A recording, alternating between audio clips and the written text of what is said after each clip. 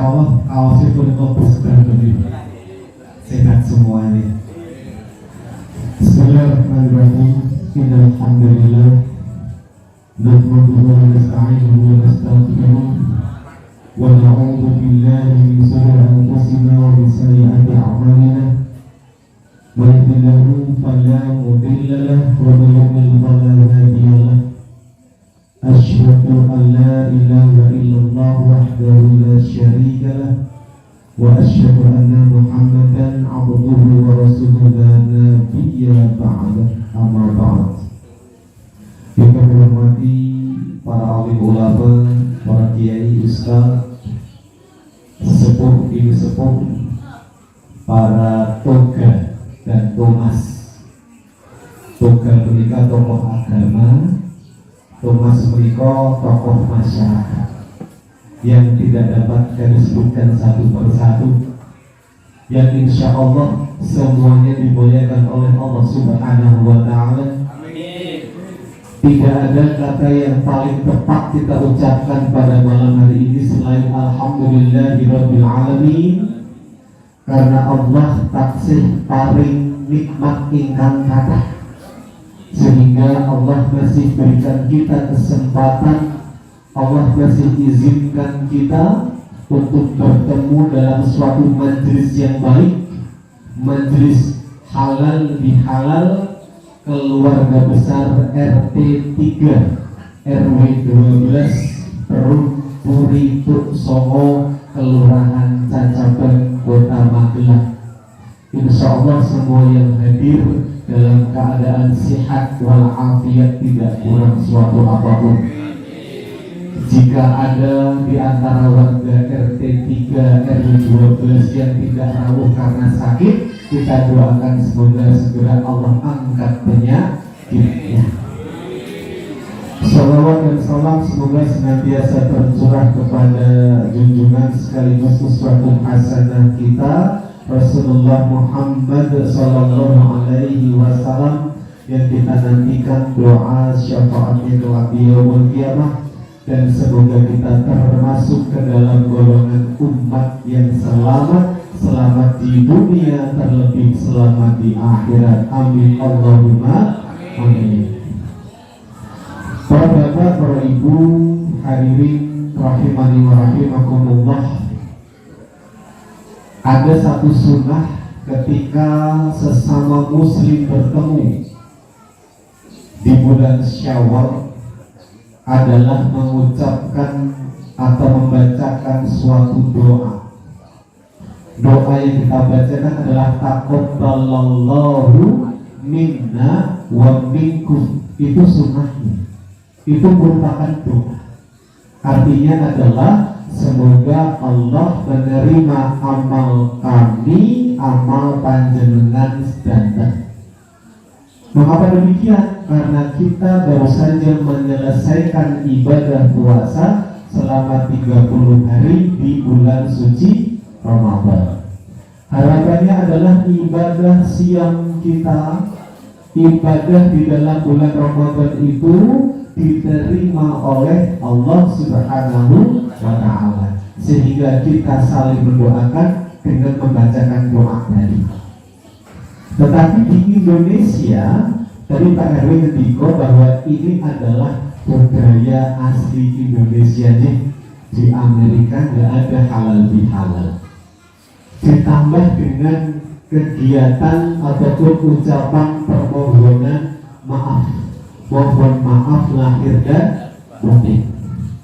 Tetapi secara ajaran Islam, meminta maaf atas kesalahan itu tidak perlu ditunda sampai tahun depan. Ketika kita ada salah, afdolnya adalah langsung meminta maaf.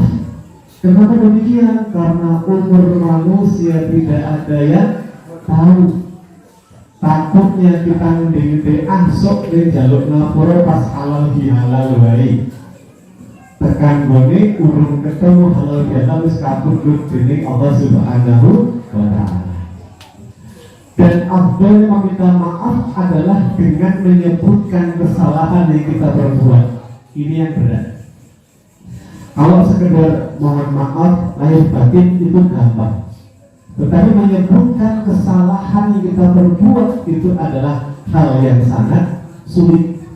Contohnya, Pak, Bu, nyuwun sewu, kula badhe nyuwun pangapunten, saya mohon maaf karena dulu saya pernah menggosipkan Bapak, Ibu seperti ini. Itu sulit. Tetapi insya Allah kalau kita minta maaf dari hati yang paling dalam, ikhlas karena Allah, Allah pun akan memberikan pintu maaf yang sebesar-besarnya. Para Bapak, Ibu, hadirin rahimani wa rahimakumullah, saat ini kita berada di bulan Syawal. Tepatnya kita berada di tanggal 7 Syawal. Syawal menika artinya adalah peningkatan. Yang meningkat apa? Harusnya adalah setelah kita dididik oleh Allah selama 30 hari di bulan Ramadan, yang meningkat adalah kualitas ibadah kita. Sholatnya tetap berjamaah di masjid, tadarusnya tetap rutin setiap hari, sedekah juga dirutinkan. Tetapi faktanya bulan Syawal artinya peningkatan, kondisi yang asli terjadi penurunan. Yang meningkat adalah berat badan. Gitu aja. Saya kemarin Syawal hari ketiga kempal kalian sederek dari luar kota, tak cepake timbangan digital, tak nimbang ya mbak, ya mbak. Sebelum nimbang tak sebutkan terakhir nimbang berapa. Ternyata hari ketiga Syawal rata-rata naik 3 kilo. Artinya apa? Satu hari Syawal nambah 1 kilo. Itu nek limpre hitung dulu kurang lebih 7 kilo benar itu. Itu adalah faktanya. Yang meningkat adalah berat badan. Sedangkan hari pertama Syawal ibadah sudah mengalami penurunan. Contoh, kita sibuk silaturahmi ke sana kemari, tetapi lupa untuk menjaga sholat berjamaahnya. Terbukti masjid-masjid, musola-musola yang ketika Ramadan itu penuh sesak. Ketika Syawal hari pertama, ada betul-betul mau akhirnya kayak badan. Saat itu terjadi itu, ternyata kok ramai itu, mau akhirnya kayak badan. Itu terjadi seperti itu. Bahkan saya juga mulai miris ketika Ramadan itu maghrib jamaah penuh, subuh penuh, isya tambah tarawih penuh, zuhur asar lumayan. Itu ketika Ramadan. Sekarang maghrib, isya, subuh, zuhur, asar podo sepi. Kadang di pulau itu di double, ada pulau komat, pulau imami yang pulau tekan salam dewean sebulan karena makmum. Itu fakta seperti itu. Jadi Syawal yang harusnya meningkat justru malah menurun. Mari kita jaga agar ibadah kita tetap stabil. Nah, kita akan flashback ke belakang sesaat. Di awal Ramadan dulu, setiap penceramah, setiap ustadz pasti membacakan sebuah ayat yang Bapak Ibu insya Allah hafal semuanya. Surat Al-Baqarah 183 tentang diwajibkannya puasa Ramadan dan agar kita menjadi apa selesai puasa Ramadan. A'udzubillahi minasyaitonirrajim. Ya ayyuhalladzina amanu kutiba alaikumus syiyam kama kutiba alal ladzina min qablikum la'allakum tattaqun. Hai orang-orang yang beriman. Jadi kenapa kita berpuasa Ramadan? Karena Allah memanggil kita dengan panggilan sayang. Yang diminta puasa itu tidak semua manusia, namun tiang-tiang ingkang beriman. Insya Allah kita termasuk ke dalam kategori orang yang beriman. Diwajibkan atas kalian berpuasa, sehingga kita tahu hukum puasa adalah wajib, sebagaimana diwajibkan atas kaum sebelum kalian, agar kalian menjadi orang yang bertakwa. Jadi ujung dari pelaksanaan puasa Ramadan adalah agar kita menjadi orang yang bertakwa. Nuwun sewu. Bapak Ibu kraos boten? Bapak Ibu merasa tidak kondisi takwanya itu sedang naik atau sedang turun? Bisa merasakan tidak? Ada indikatornya tidak? Kalau baterai HP kan ada prosentasenya. Jadi ketika HP sudah mulai lowbat, kita mencari charger, mencari colokan terdekat agar HP-nya tidak mati, tetap bisa untuk komunikasi. Tapi ketika takwa kita dalam kondisi yang kurang bagus, Bapak Ibu merasa tidak? Bisa merasakan tidak? Agak sulit ketika Bapak Ibu tidak paham indikator takwa. Nah, akan saya sampaikan, harapan kita semua yang hadir ketika berpuasa adalah ingin setelah Syawal menjadi orang yang bertakwa. Pernah saya sampaikan di Masjid Darussalam tercinta ini, takwa itu kata-kata yang sangat magic, kalau saya bilang sangat ajaib. Apapun yang melekat dengan takwa itu menjadi istimewa, harganya menjadi meningkat, nilainya menjadi tambah. Contoh, baju yang saya pakai ini konon katanya baju takwa. Ibaratnya saya orang yang tidak pernah ibadah, orang yang jarang sholat sekalipun, tapi saya memakai baju takwa, maka image saya menjadi orang yang solih secara tampak luarnya. Itu baru baju yang melekat di badan saya. Pernah juga saya sampaikan dulu, tahu yang kosong, tahu pong yang digoreng dadakan itu harganya cuma Rp500. Kenapa? Tengahnya kosong. Tapi kalau tahunya itu paket, diisi dengan gilingan daging, digoreng menggunakan telur, menjadi tahu takwa, harganya jauh meningkat. Itu baru tahu yang dikasih nama takwa. Nah, manusia yang bergelar takwa utawi mutakin itu adalah predikat tertinggi manusia di hadapan Allah Subhanahu wa Ta'ala. Ciri-ciri takwa mereka wonten gansal. Ada 5 indikator takwa di dalam Al-Quran. Bapak Ibu nanti dapat melihat Al-Quran surat Al-Baqarah ayat 2, 3, 4, dan 5. Al-Baqarah ayat 2, 3, 4, dan 5. Allah berfirman dalam Al-Quran surat Al-Baqarah ayat yang kedua, Dzalikal kitabu la raiba fihi hudal lil muttaqin. Al-Quran, kitab yang tidak ada keraguan padanya, merupakan petunjuk bagi orang-orang yang bertakwa. Jadi Bapak Ibu, di sini dikatakan bahwa Al-Quran, kitab suci umat Islam yang tidak ada keraguan padanya, merupakan petunjuk bagi orang yang bertakwa. Siapa mereka? Ada di ayat yang kedua. Alladzina yu'minuna bil ghaibi.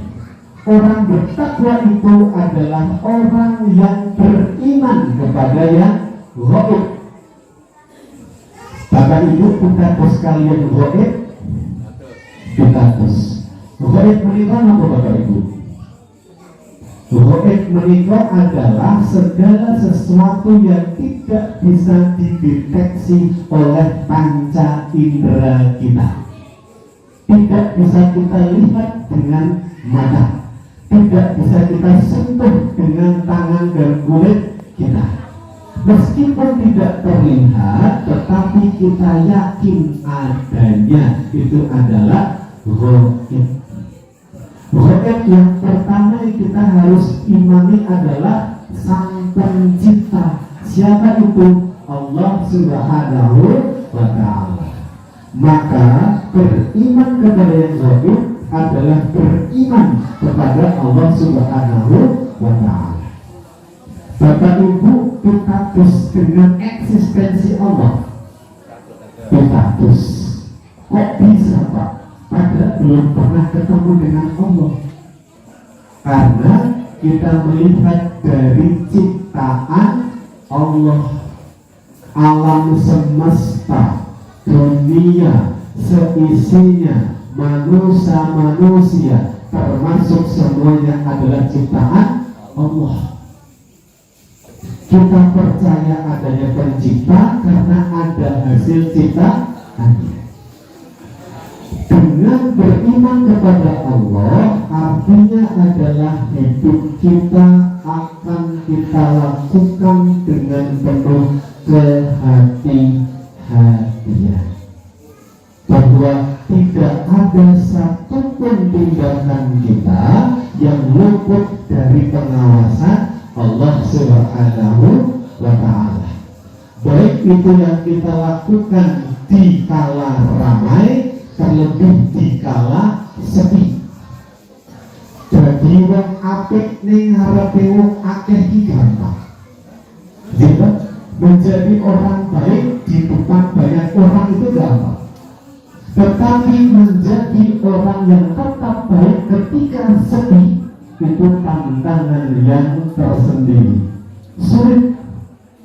Orang cenderung memamerkan kebaikannya di depan orang lain, tapi ketika sendiri orang akan tergoda untuk berbuat yang tidak baik.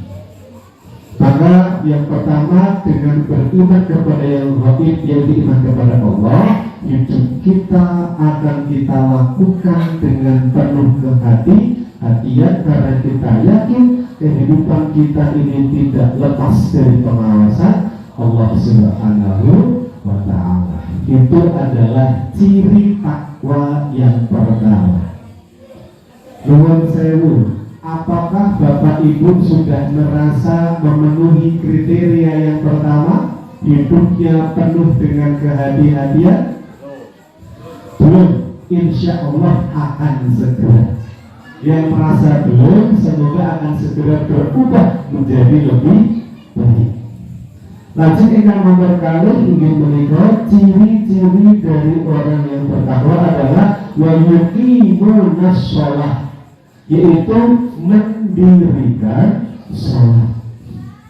Masjid Darussalam ini yang menjadi tempat ibadah umat Islam di wilayah Puricok Songo ini merupakan tempat ibadah.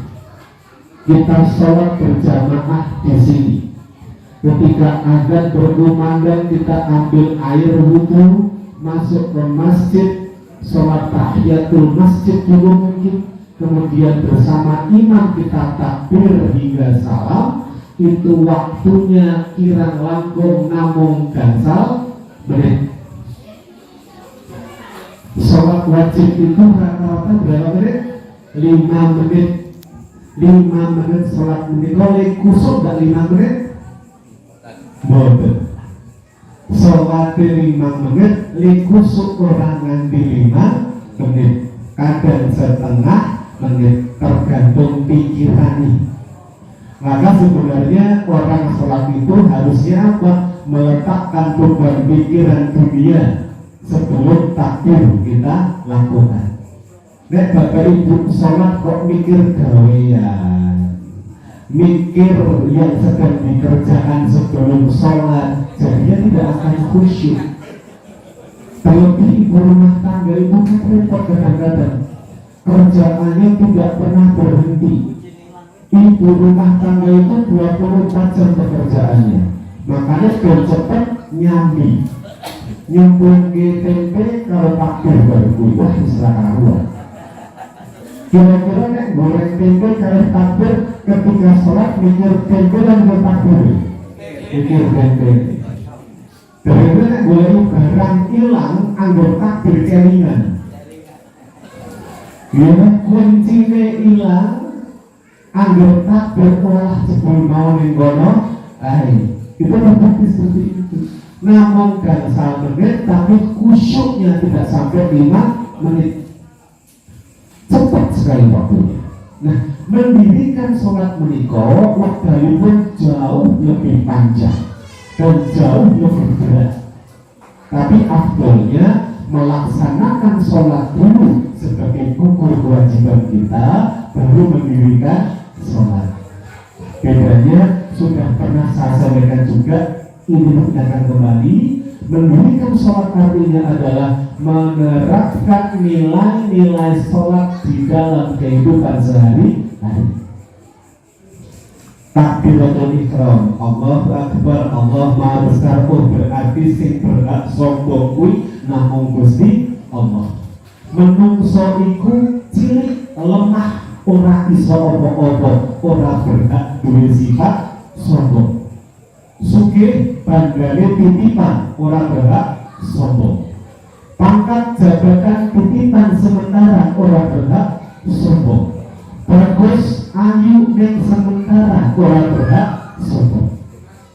Ketika kita sadar Allah yang Maha Besar, maka hidup kita akan senantiasa rendah hati. Tidak akan ada sifat sombong di hati kita. Berikutnya apa?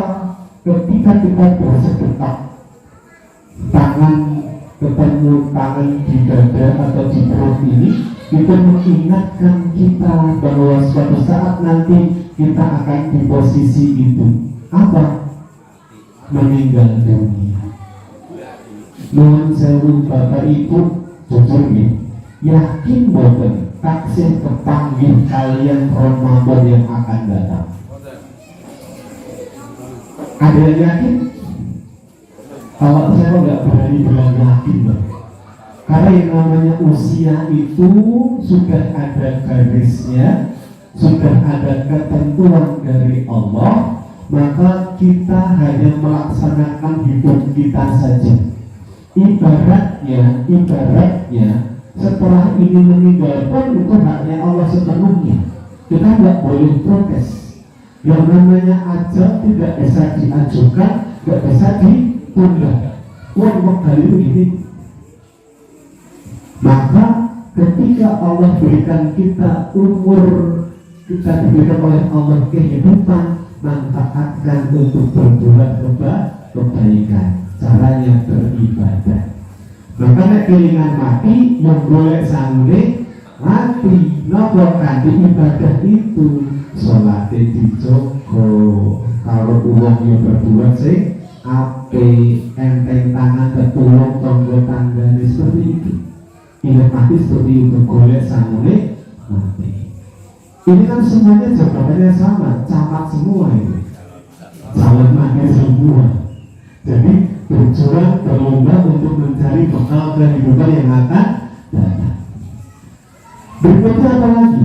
Selama sholat kita mengucapkan kalimah-kalimah yang baik, dari takbir hingga salam, ketika membaca surat-surat pendek, ketika membaca Al-Fatihah, membaca doa rukuk, i'tidal, sujud, semuanya adalah bacaan-bacaan yang baik. Penerapannya bagaimana? Dalam kehidupan sehari-hari, lisan kita harus dijaga agar tidak mengeluarkan kata-kata yang tidak baik.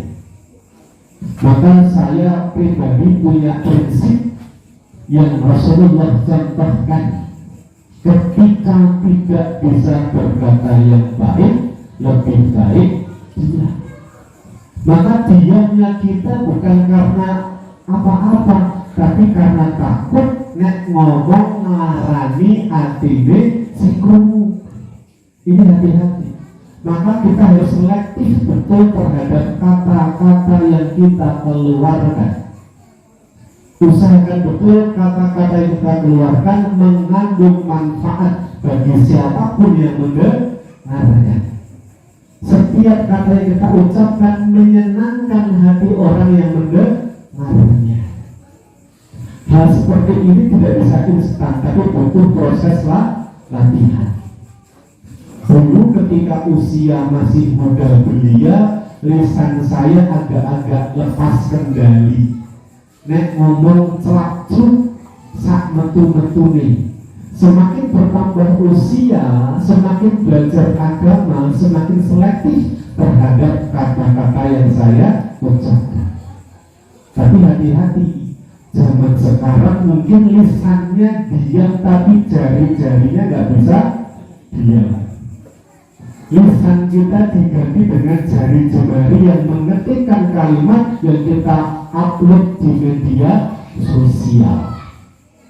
Nuwun sewu, ini bukan masalah politik ya. Selama kemarin pilpres itu kan medsos panas, gitu. Ada pendukung A, B, dan C. Mereka saling klaim bahwa jagoannya yang paling baik. Bahkan tidak jarang saling menjelekkan calon yang lainnya. Akhirnya apa? Podo-podo Indonesia musuh. Jadi jari kita pun harus dikendalikan.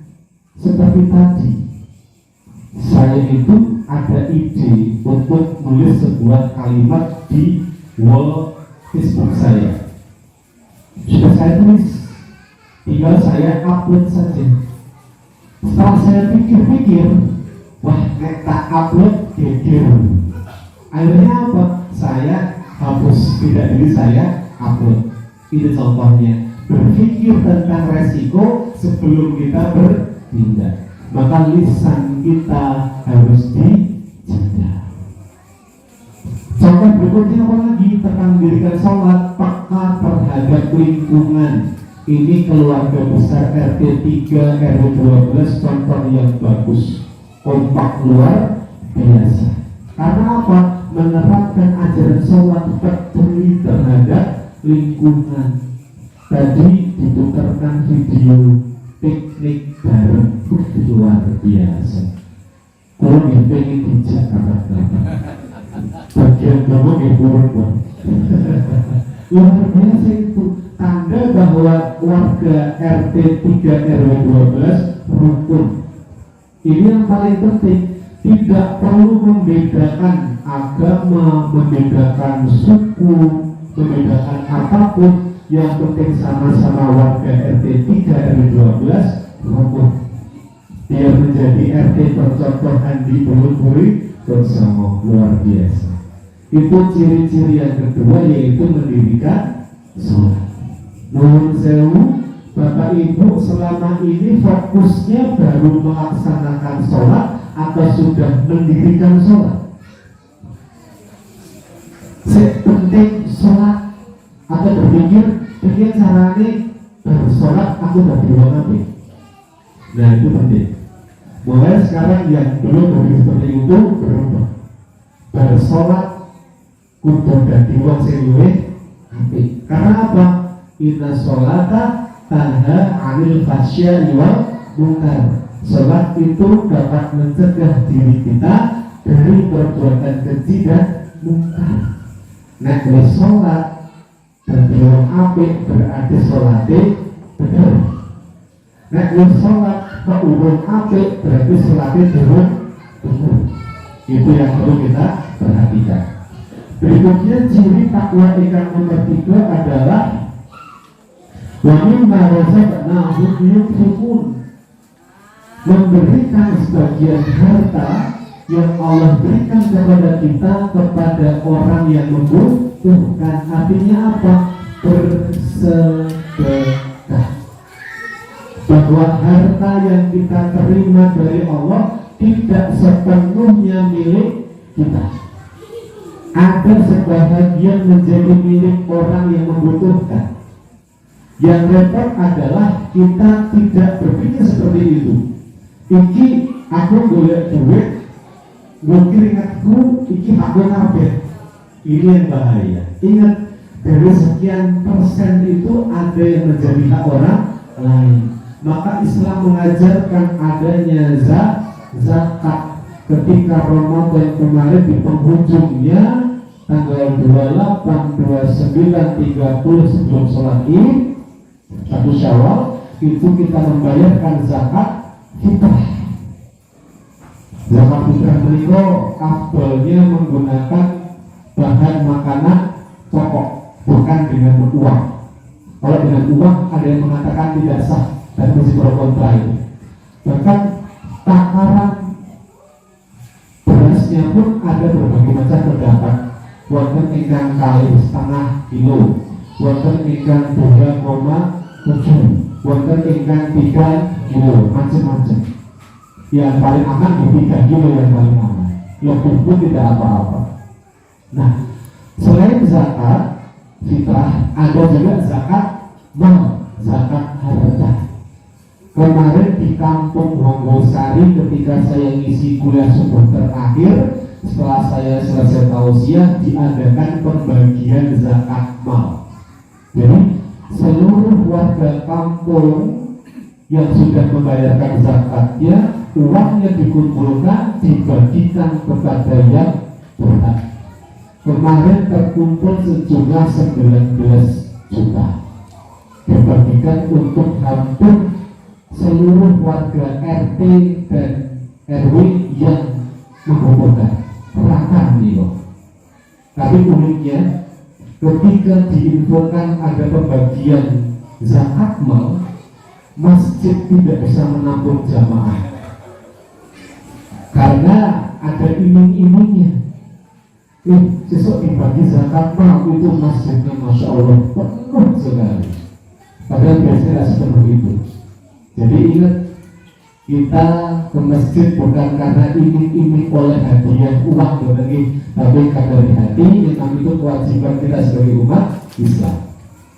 Nah, sedekah harian itu juga kita perlu jaga. Nuwun sewu, ketika Bapak Ibu jalan-jalan di tempat umum, kok melihat seseorang, hati kita terketuk untuk memberikan sedekah, itu jangan ditunda. Kenapa? Itu adalah hidayah dari Allah. Karena yakin saja ketika Bapak Ibu sedekah, hartanya tidak akan berkurang, justru akan bertambah. Banyak kisah tentang dahsyatnya sedekah. Bahkan ketika kita ada masalah yang berat, sedekah untuk mendapatkan solusi jalan keluar. Tapi kadang realitanya sedekah berikut gampil anggenipun diucapkan, angel anggenipun dilakoni. Suatu ketika ada kejadian, kita tinggal punya uang 50.000, pas di dompet selembar-lembarnya 50.000. Ketemu sama seseorang yang membutuhkan uang 50.000. Kira-kira Bapak Ibu akan menyerahkan uang itu untuk orang tersebut atau kita tahan untuk diri kita? Secara manusiawi pasti akan ditahan untuk diri kita. Kenapa? Kita khawatir nek diminta keke, akhirnya buat setelah untuk begitu. Akan berbeda ketika Bapak Ibu ikhlas memberikan yang 50.000 itu, ganti yang berkali-kali lipat.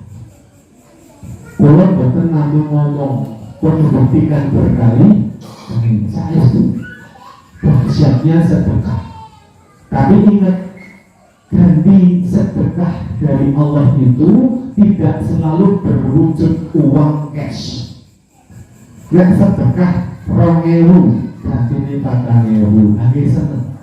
Sedekah 10.000, ganti ini 20.000, seneng. Tidak seperti itu. Gantinya rezeki dari Allah tidak hanya berwujud materi, tapi apa? Imateri. Misal diparingi sehat, diparingi umur panjang yang manfaat, diparingi keluarga yang sakinah mawaddah warahmah, diparingi putra putri yang solih. Itu rezeki yang luar biasa.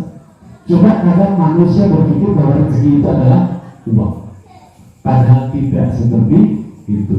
Tidak munafik orang hidup pasti butuh uang, tapi uang bukanlah segalanya. Uang dapat memberi kebahagiaan? Tidak. Kebahagiaan itu datangnya dari hati. Saya kemarin pergi ke Jogja, silaturahmi di rumah di sawah yang kedua bersama keluarga dan ibu saya. Di tengah perjalanan ada satu keluarga kecil bapak ibu naik motor sedang istirahat di pinggir jalan. Mereka parkir motor, duduk di bawah sambil ngemil. Senyumnya bahagia luar biasa. Kita naik mobil, artinya apa? Belum tentu yang naik mobil bisa sebahagia yang naik motor. Kenapa? Bahagia itu dari hati. Bagaimana cara kita mensyukuri? Numpak mobil, kalau numpak motor, logikanya bahagia yang naik mobil, tapi itu bukan jaminan. Bahagia itu datangnya dari hati dan bagaimana cara kita mensyukuri. Bapak Ibu hadirin rahimani wa rahimakumullah, lajeng ciri-ciri takwa ingkang ketiga adalah ulaika ala hudan min rabbihim, yaitu waladina yu'minuna bima unzila ilaika wa ma unzila min qablik, beriman kepada Al-Quran dan kitab yang diturunkan sebelumnya. Bulan Ramadan kemarin adalah bulannya Al-Quran ini. Tadarus itu hampir tiap malam gak berhenti. Pertanyaannya, Syawal pertama apakah masih ada yang tadarus atau sehari ini lagi kasih orang keluarga lontong? Keluarga lontong omor. Tadarusnya waktu kayak hujan. Itu contoh yang real. Padahal Allah didik kita 1 bulan penuh agar akrab dengan Al-Quran. Maka eman-eman pun digeblek 1 bulan kok ramono hasilnya. Maka beriman kepada Al-Quran artinya adalah kita yakin Al-Quran tersebut dapat memberikan keselamatan bagi kita dengan catatan bukan jimat. Kan kadang wonten Quran disimpen kanthi pripun dengan keyakinan Quran kuwi ngei keselamatan. Itu cara yang salah. Quran tersebut akan memberikan kita keselamatan jika kita baca, kita amalkan dalam kehidupan sehari-hari. Maka pernah saya sampaikan rumusnya itu ada 7M. Tak tambahi 7M sekarang biar banyak sekalian. Agar Bapak Ibu adik-adik akrab kalian Al-Quran, rumusnya 7M. M yang pertama, mengambil Al-Quran. Lah kok mengambil? Lah wong kadang Bapak Ibu gadah Quran ngambil aja gak bisa kok. Gimana? Kira-kira sering lupa ngambil Quran? Iya. Kenapa? Sibuk lah, gak ada waktu lah, capek lah, pasti ada alasan. Kalau M yang pertama sudah bisa mengambil Al-Quran, M yang kedua apa? Membuka. M yang kedua itu membuka. Nek sampun M yang kedua, M yang ketiga membaca. Nek baca dari bagus di sinau, membaca Al-Quran yang baik. Iqra ada, Ummi ada, banyak metode yang bagus-bagus juga. Membaca pun harus dengan ilmunya, bukan asal cepat tetapi ilmunya harus benar. Namanya apa? tajwid itu hukum pengucapan antar kata. Ketika bunyi ini ketemu ini maka dibaca dengan hukum apa? Namanya tajwid. Ada lagi namanya makhrajul huruf. Bagaimana huruf dikeluarkan? Bedanya ha sama ha. Bedanya bo sama bo itu beda. Maka Al-Quran itu menjadi syafaat ketika kita membacanya dengan tartil, bukan dengan kebut-kebutan. Ya, dibaca dengan hukum yang benar, tidak perlu cepat-cepat. Insya Allah di kiamat nanti Al-Quran menjadi syafaat penolong bagi kita di hari kiamat. Yang keempat apa? Membaca artinya. Arabipun sambut, dipun laos artinya agar kita tahu isinya apa. Yang kelima, nek pun dulos artinya kita terapkan dalam kehidupan sehari-hari. Gitu. Yang keenam apa? Menghafalkan.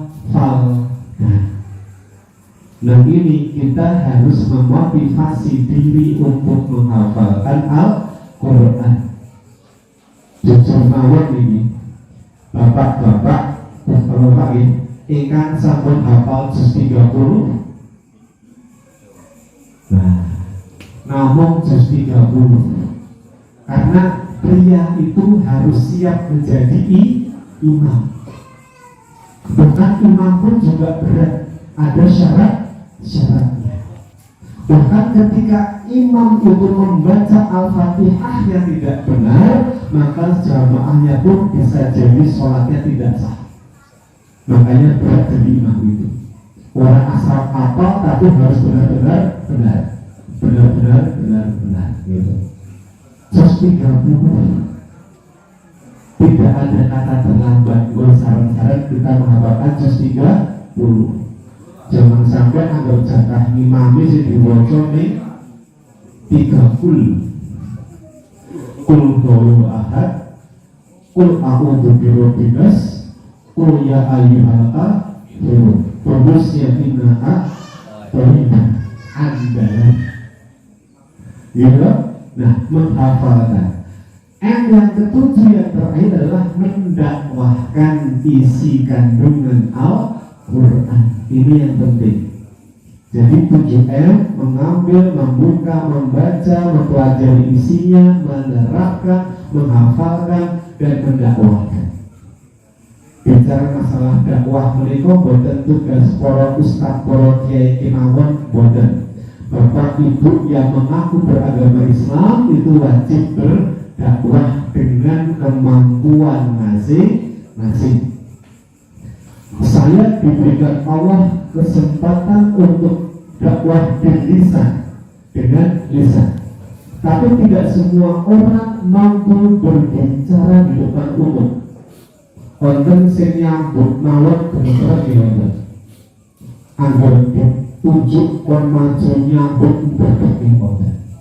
Kalau nanti diundang wonten salah setunggal sekolah Islam terpadu di Magelang. Diundang di SDIT di Kota Magelang. Untuk apa? Memberikan pelatihan public speaking bagi siapa? Ustadz-ustadzahnya. Ternyata Bapak Ibu, guru yang biasa berbicara di depan kelas, saya berikan teori public speaking, praktek niku ngewel.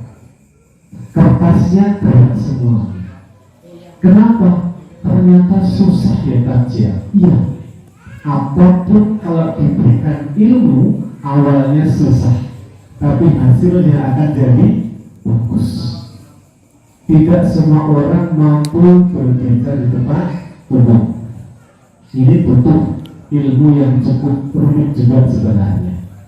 Ketika Bapak Ibu tidak mau berbicara di depan umum, monggo bisa dengan tulisan. Nulis kok iso yang paling afdal dengan tindakan.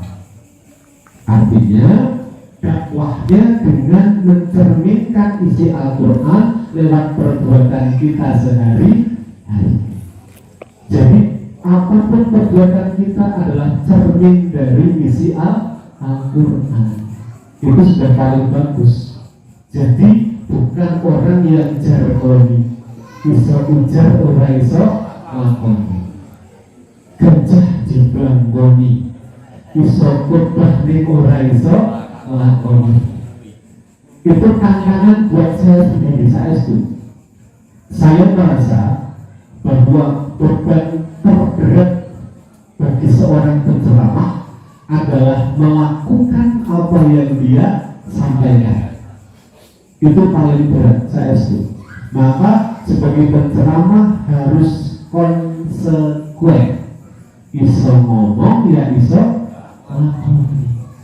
Jangan sampai Tony Boster wakon dulu ya jopos bener. Nah itu bahaya lagi bener. Pakai ngapusi ini bahaya. Nah, wah kakek apalagi bener. Dan kakek bahaya lagi bener. Dan ciri-ciri yang terakhir dari takwa tadi adalah wabil akhiratihum yuqinun. Kita percaya, yakin akan adanya hari akhirat atau kiamat. Kita hidup ini Bapak Ibu hanya sementara nih. Paling kalau kita ikut standarnya Rasulullah usia berapa sih? 63. Yang sudah banyak bagusnya alhamdulillah. Masih dikelilingi yuswa panjang 81 tahun, sehat walafiat, hidupnya penuh manfaat. Alhamdulillah, menjadi motivasi bagi yang muda, yang sepuh aja semangat, senang ojo nanti kalah semangat. Itu kita boleh iri terhadap orang yang ibadahnya luar biasa. Kita boleh iri. Wah, kayak kok semua jamaah terus aku bisa, itu iri yang boleh. Nah, masalah harta benda kita nggak boleh iri, kanan saja.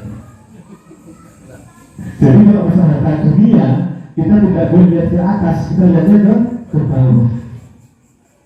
Kalau masalah ibadah kita boleh iri. Saya selalu setiap habis sholat mendoakan orang tua saya, ya Allah, berikanlah orang tua saya umur panjang, kesehatan, dan usia yang penuh manfaat untuk beribadah kepadamu. Itu setelah sholat selalu saya doakan untuk orang tua saya kandung dan mertua saya. Kenapa? Anak itu tidak bisa lepas dari doanya orang tua. Maka yang masih punya orang tua, sayangilah orang tua. Karena apa? Mereka adalah pemegang pintu, pemegang kunci pintu surga, khususnya ibu. Kalau ibu sudah jauh itu tidak bisa mengatakan tidak, harus sendiko dulu.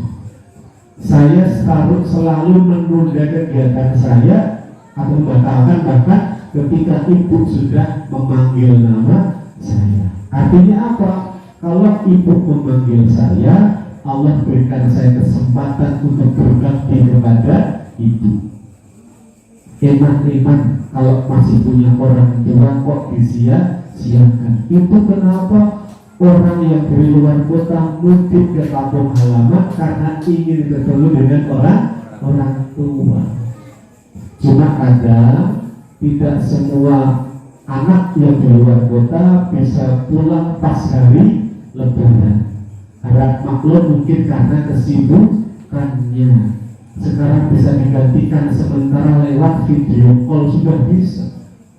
Teknologi luar biasa sekarang itu bisa video call. Zaman dulu pakai apa? Nggak bisa. Jadi kita yakin adanya akhirat. Hidup di dunia ini adalah semata-mata untuk menjadi bekal kehidupan di akhirat. Maka Allah mendikau untuk Al-Quran bahwa kita ini hidup di dunia. Tujuan Allah menciptakan kita namun kangge ibadah. Bapak Ibu hari ini berkumpul adalah sebagai ibadah. Bapak Ibu kerja ketika pagi hingga sore sebagai ibadah untuk memenuhi nafkah keluarga. Seorang ibu bekerja di rumah, membersihkan rumah, menyetrika, mencuci, ngopeni putra-putroni, ngopeni garwoni, diniatkan ibadah itu sarana untuk menggapai surganya Allah. Maka tugas kita namun ibadah. Adik-adik pun sinau dengan serius juga sebagai niatan untuk ibadah. Jadi tugas pokok ibadah yang 5 waktu dijaga, plus semua tindakan diawali dengan basmalah, insya Allah nilainya ibadah. Bapak tadi dahar bakso membaca basmalah menggunakan tangan kanan selesai, alhamdulillah pun ibadah. Bakso menjadi dibriki kok boleh jahe, untuk jahe bismillah, rambut alhamdulillah luar biasa. RP3 RW12 servisnya luar biasa, mantap. Mungkin tahun depan tidak bakso lagi kiranya nih. Tepuk tangan dulu buat RP3 RW12 ini. Pak RT-nya istimewa ini, Masya Allah luar biasa. Tahun depan dia adakan seseorang bakso mana apa? Steak. Steak golong atos gitu. Oh ada usul kenteng, boleh itu nanti dipoin aja kalau kayak gitu. Untuk pertanyaan tahun depan nih. Ini dia akan dibawa mikir halal bihalal melalui poso ya. Kita doa saja semoga Allah berikan umur panjang hingga kita ketemu Ramadan yang akan datang. Amin ya rabbal alamin. Nah, Bapak Ibu berbahagia, 5 indikator takwa yang dapat kita gunakan untuk mengetahui kondisi ketakwaan kita. Yang pertama, iman kepada yang gaib, yaitu Allah Subhanahu wa Ta'ala. Hidup kita harus penuh kehati-hatian karena Allah mengawasi segala gerak-gerik kita. Yang kedua apa tadi? Mendirikan sholat, menerapkan nilai kehidupan sehari-hari. Yang ketiga adalah infakkan sebagian rezeki yang Allah berikan kepada kita. Yang keempat adalah beriman kepada Al-Quran. Kita harus akrab dengan Al-Quran. Jangan sampai uang Islam kok atur sekolah Al-Quran. Yang kelima adalah percaya akan adanya kehidupan akhirat. Nek lima niku pun dicekel sambil introspeksi diri setiap saat, tidak usah nunggu setahun sekali, insya Allah iman dan takwa kita akan stabil. Iman takwa niku kados tanaman Bapak Ibu. Nek boten dipupuk, boten diopeni mungkin layu. Maka caranya memupuk iman dan takwa adalah kanthi ibadah, wabil khusus rawuh wonten ing majelis taklim. Maka harapannya nanti doa saya juga majelis taklim di Masjid Darussalam di luar Ramadan pun akan semakin subur. Kalau kemarin itu ada agenda 2 ahad sekali deh, 2 ahad sekali, besok harapannya setiap ahad ada pengajian, biar warganya tambah regen. Syukur-syukur berkuliah subuh ada sarapan bersama pun mantap sekali, luar biasa, insya Allah.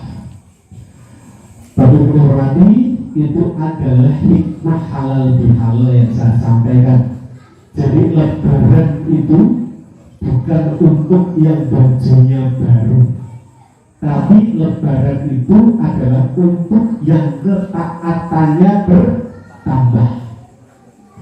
Lebaran itu bukan masalah berapa kali puasa begini, foto bareng-bareng puasanya begini, kan berada ini. Anggur kaputan foto puasanya begini semuanya. Bukan masalah seperti itu, tapi apa? Ketaatan kita kepada Allah lah yang dinilai. Lebaran bukan masalah berjosi bersinar juga.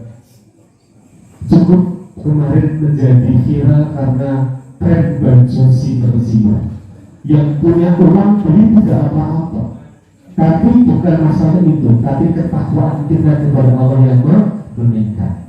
Harapannya kita diberikan Allah umur panjang, tahun depan dapat kembali bertemu dengan Ramadan dan kita manfaatkan sebagai Ramadan yang lebih baik dari tahun yang lalu. Amin ya rabbal alamin. Ini pun jam 11:30. Wah, gak saja. Gak pun dengan ini kita akhirkan untuk ceramahnya, tetapi kira-kira bisa dibahas betul? Insya Allah. Tidak cuma dipahami, harapannya bisa diterapkan. Monggo sebelum kita tutup, kita akhiri dengan doa untuk akhirnya. Sebelum berdoa kita berdoa sholih dan baca umul kitab Hadaniyah Al-Fatihah. A'udzubillahi minasyaitonir rajim. Bismillahirrahmanirrahim.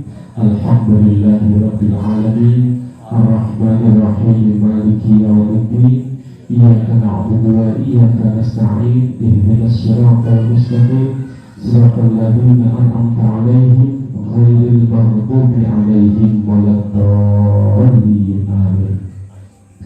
A'udzu billahi minasyaitonir rajim. Bismillahirrahmanirrahim. Alhamdulillahirabbil alamin. Hamdan syakirin, hamdan na'imin, hamdan yu'afi ni'amahu wa yukafi mazidah. Ya Rabbana lakal hamdu kama yanbaghi li jalali wajhika wa 'azimi sultanik. Allahumma inna nas'aluka salamatan fid din wa afiyatan fil jasad wa ziyadatan fil ilmi wa barakatan fil rizqi wa tawbatan qabla al-maut wa rahmatan 'inda al-maut wa maghfiratan ba'da al-maut. Allahumma hawwin 'alaina fi sakaratil maut wa najata minan nar wal afwa indal hisab. Rabbana la tuzigh qulubana ba'da idh hadaitana wa hab lana min ladunka rahmah innaka antal wahhab. Rabbana atina fid dunya hasanah wa fil akhirati hasanah wa qina adzabannar. Subhana rabbika rabbil izzati amma yasifun wa salamun alal mursalin walhamdulillahi rabbil alamin. Akhirnya kupat kecemplung santet supaya lepas nyewon tanah dan taqabbalallahu minna wa minkum. Assalamualaikum warahmatullahi wabarakatuh.